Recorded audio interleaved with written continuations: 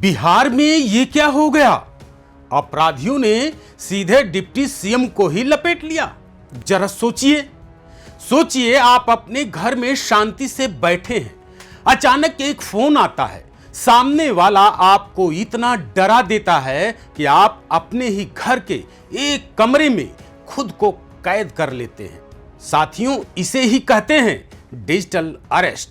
देश के लाखों आम लोग इस खौफ के जाल में घुट घुट कर अपनी गाढ़ी कमाई गंवा चुके हैं। लेकिन क्या हो जब ये शातिर शिकारी, ये साइबर ठग खुद एक ऐसे शेर के पिंजरे में हाथ डाल दें जहां से जिंदा बचना नामुमकिन हो?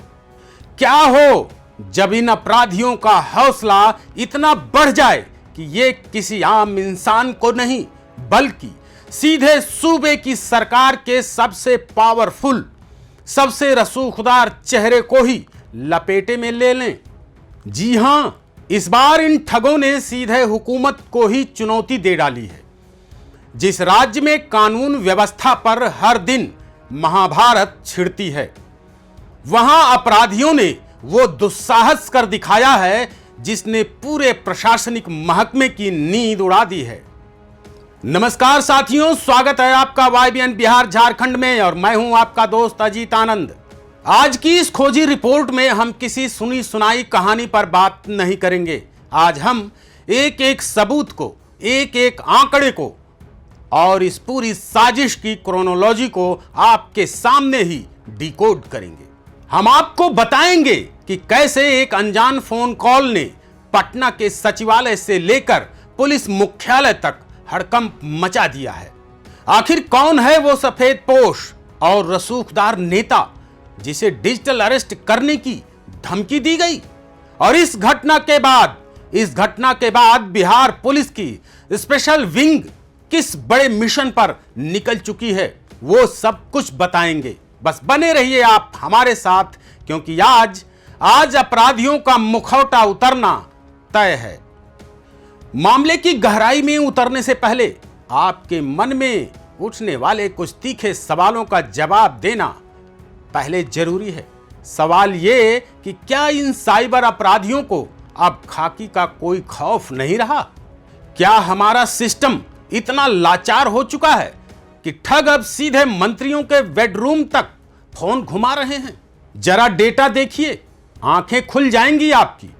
गृह मंत्रालय के Indian cyber crime coordination centre I4C की हालिया रिपोर्ट के मुताबिक भारत में हर दिन औसतन 7,000 से ज्यादा साइबर शिकायतें दर्ज हो रही हैं। इतना ही नहीं, आपको जानकर हैरानी होगी कि इनमें से अकेले डिजिटल अरेस्ट और पार्सल स्कैम के जरिए आम जनता के सिर्फ कुछ महीनों के भीतर ही 120 करोड़ रुपए से ज्यादा की ठगी की जा चुकी है।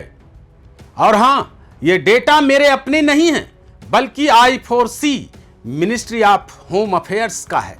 ये आंकड़े डराने वाले हैं, लेकिन इन अपराधियों की सबसे बड़ी गलती ये रही कि ये भूल गए कि हर बार सामने वाला शिकार कमजोर होता है।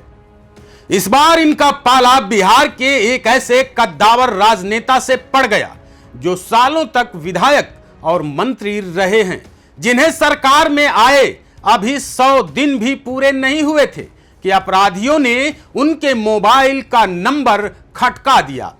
अब बात करते हैं उस दिन की जब यह पूरा हाई वोल्टेज ड्रामा शुरू हुआ। तारीख थी जून की शुरुआत। उस रसूखदार माननीय के मोबाइल पर एक अनजान नंबर से घंटी बजती है। माननीय फोन उठाते हैं, दूसरी ओर से एक भारी रौबदार आवाज आती है, आपके नाम का एक पार्सल आया है और उस पार्सल में कुछ बहुत बड़ी गड़बड़ है। इसमें अवैध सामान है। चुपचाप जैसा कहा जा रहा है वैसा कीजिए, वरना करियर बर्बाद हो जाएगा। जरा सोचिए, जो इंसान पूरे सूबे की कमान संभालता हो, उसे कोई 2 कौड़ी का ठग डराने की कोशिश कर रहा था। लेकिन वो माननीय बेहद सधे हुए और तजुर्बेकार राजनेता हैं। उन्होंने बेहद शांत लहजे में जवाब दिया, भाई मैंने तो कोई पार्सल बुक ही नहीं कराया है। और अमूमन समझदार लोग जो करते हैं उन्होंने भी वही किया, फोन काट दिया। लेकिन असली सस्पेंस तो इसके बाद शुरू हुआ। वो कॉलर कोई आम ठग नहीं था, वो साइबर माफियाओं के अहंकार से भरा हुआ था। उसे अंदाजा ही नहीं था कि उसने किस रसूखदार शख्सियत का नंबर घुमा दिया है। फोन फिर बजा, एक बार नहीं, बार बार, कई बार बजा। जब माननीय ने उसकी बकवास को तवज्जो देना बंद कर दिया तो उस ठग का पारा 7वें आसमान पर पहुंच गया।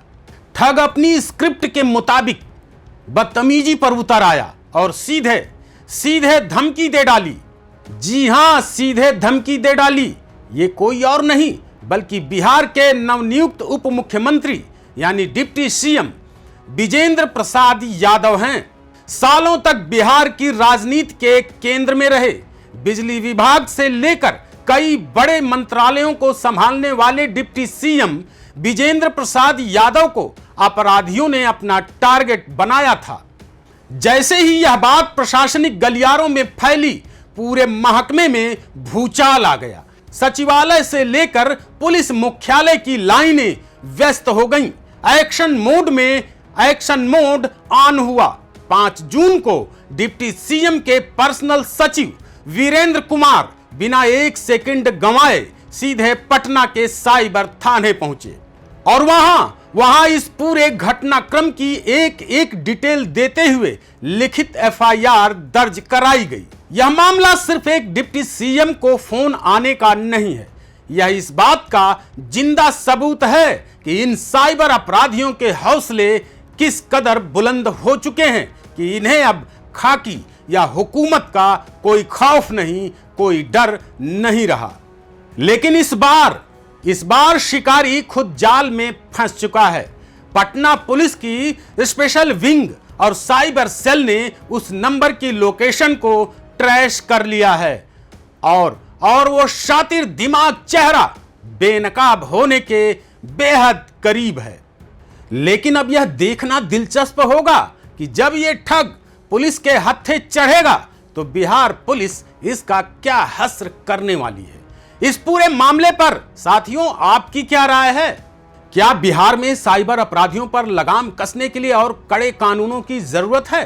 अपनी राय नीचे कमेंट बॉक्स में जरूर लिखिए बिना डरे। वीडियो को लाइक कीजिए, शेयर कीजिए ताकि लोग जागरूक हो सकें। देखते रहिए YBN बिहार झारखंड।